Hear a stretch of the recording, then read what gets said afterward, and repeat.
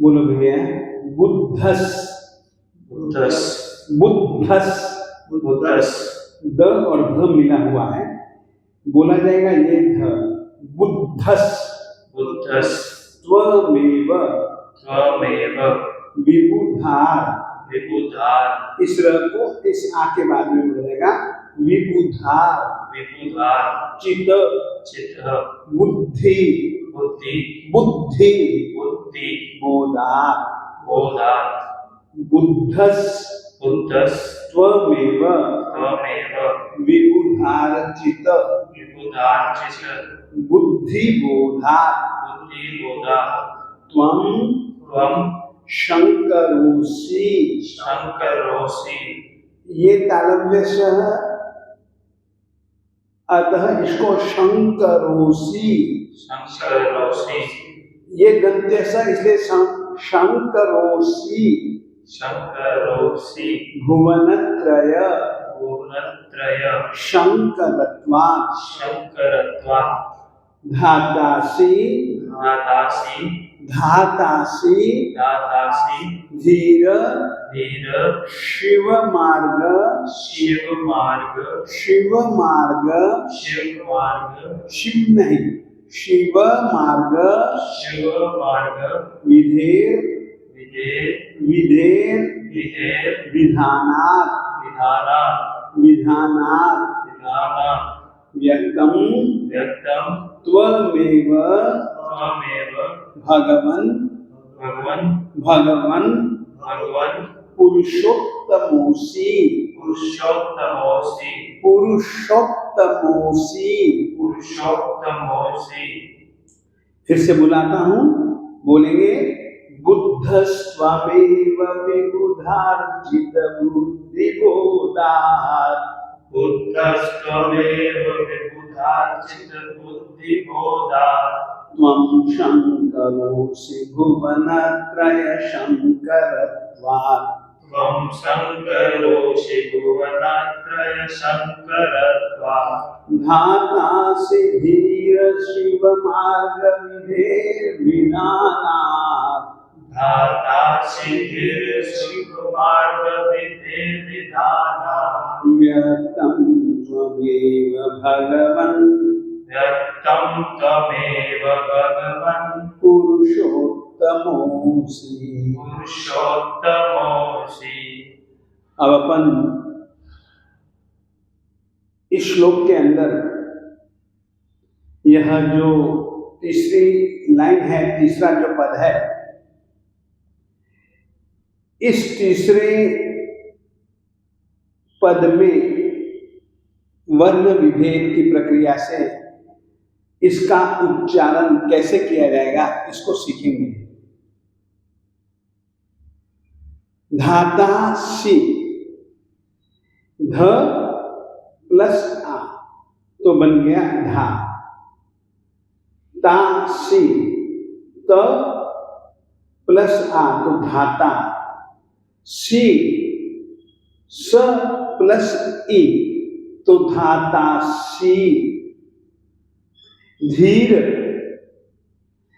धातासी में स में ई छोटी है तो ई का प्रयोग ऐसे हुआ, जबकि धीर में है तो ई ही, परंतु ई बड़ी है तो बड़ी ई की मात्रा इर से आती है, इसलिए ध प्लस ई तो धी, र प्लस अ तो धीर।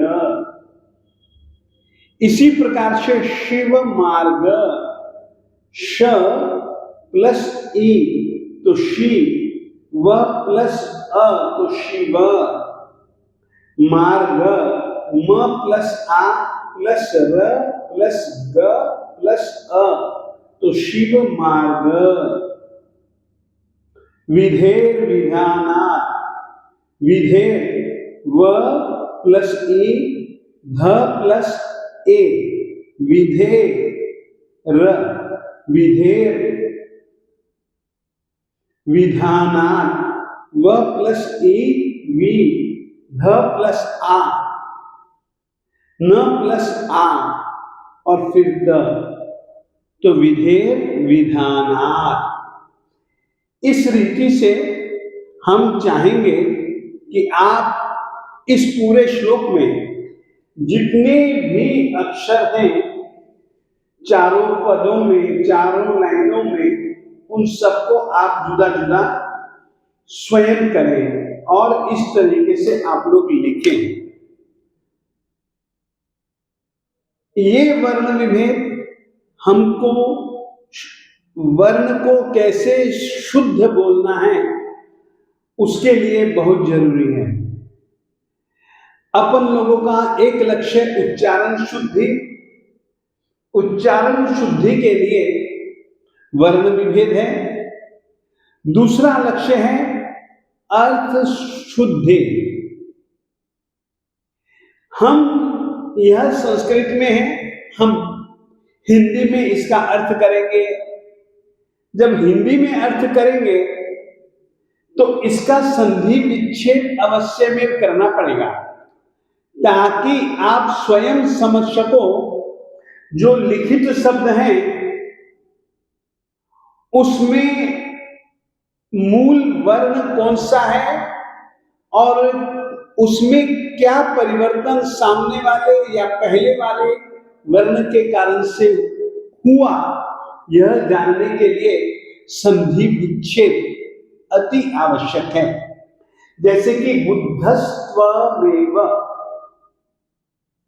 ये तो छंद की पद्धति से गाया गया, परंतु यदि हम इसका संधि विच्छेद करेंगे तो बुद्धस्त्वमेव ये आएगा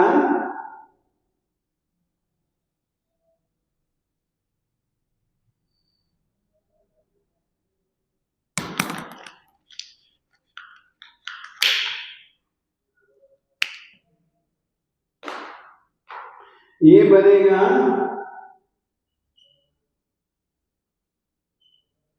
बुद्ध त्वं एव। ये बुद्ध शब्द है, प्रथमा विभक्ति के एक वचन में सी प्रत्यय के कारण से सी प्रत्यय का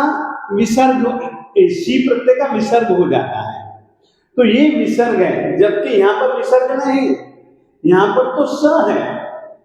कारण केवल इतना कि विसर्ग के बाद या रकार के बाद अगर दंत्य त या थ वर्ण आता है तो इस विसर्ग को आप स कर सकते हैं। स करेंगे तो बुद्धस्त्व, त्वम एव, यहां पर आप ढूंढोगे ना तो आपको त्वम एव मिलेगा, त्वम एव नहीं मिलेगा। कारण यह है कि म जो है वो हलंत है। हलंत वर्ण के बाद ये स्वर आया ए, तो ये स्वर इसमें मिल गया तो बन गया बुद्धस्त्वमेव। विबुधार्चित, विबुधार्चित में विबुध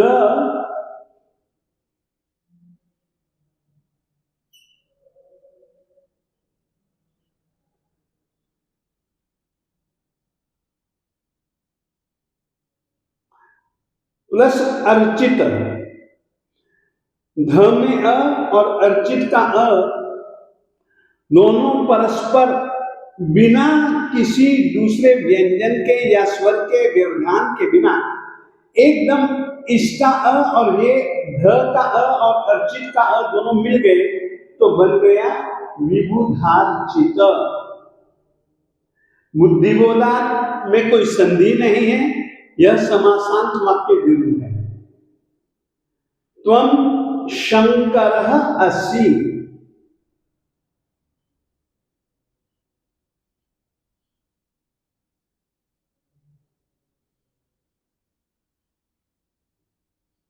त्वं शंकरः असि।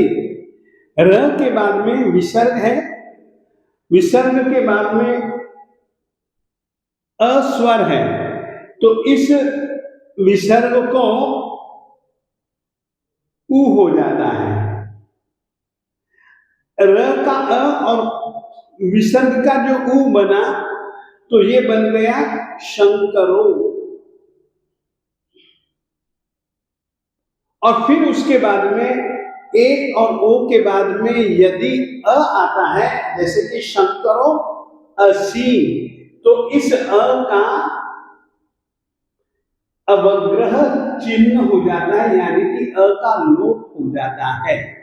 तो रूप बन गया त्वम शंकरोषि। संधि के बाद भुवन त्रय शंकरत्वात्, इस एक पद में कोई भी आपस में संधि किया हुआ वर्ण नहीं है। धाता असी, आ के बाद में अ,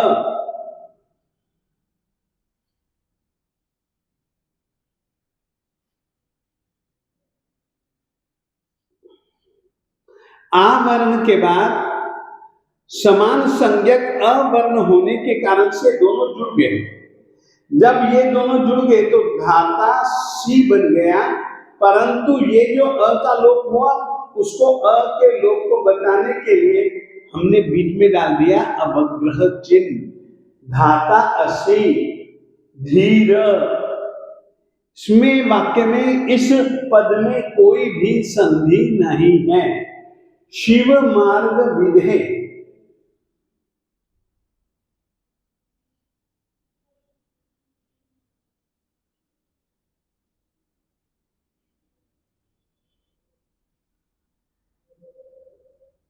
विधे विधानात्, विधे में विसर्ग है और विसर्ग के बाद में घोषवान वर्ण है व।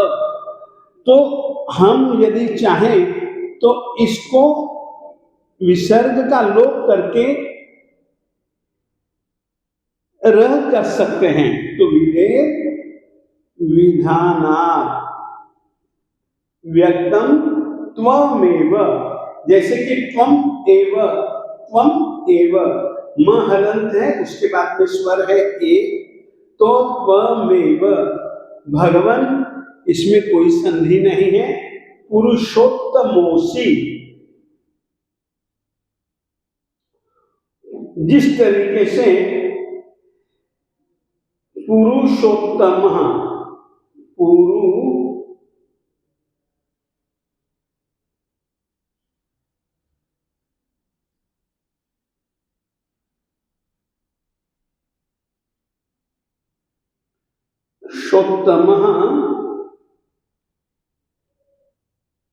असी,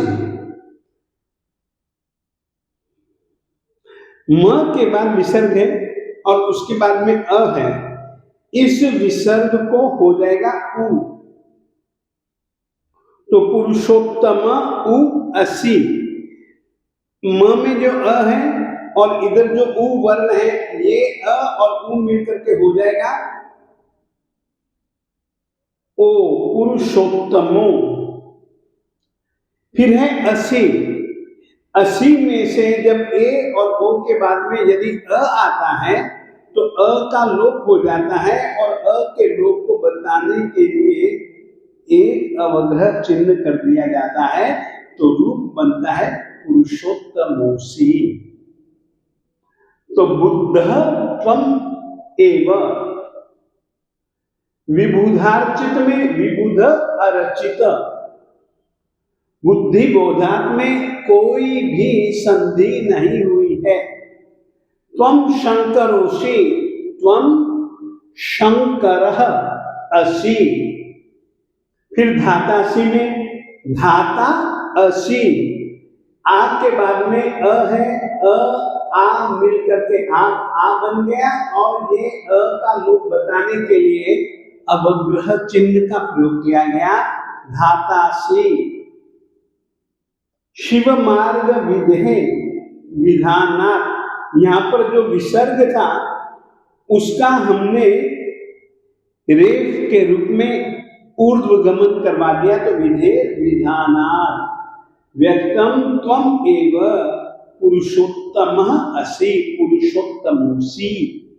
इस तरीके से संधि विच्छेद करके हम लोग अब अर्थ की तरफ बढ़ना प्रारंभ करेंगे। तो अन्वयार्थ और इसका शब्दार्थ और भावार्थ क्या है, उस विषय की विचारना अपन लोग आगे करेंगे।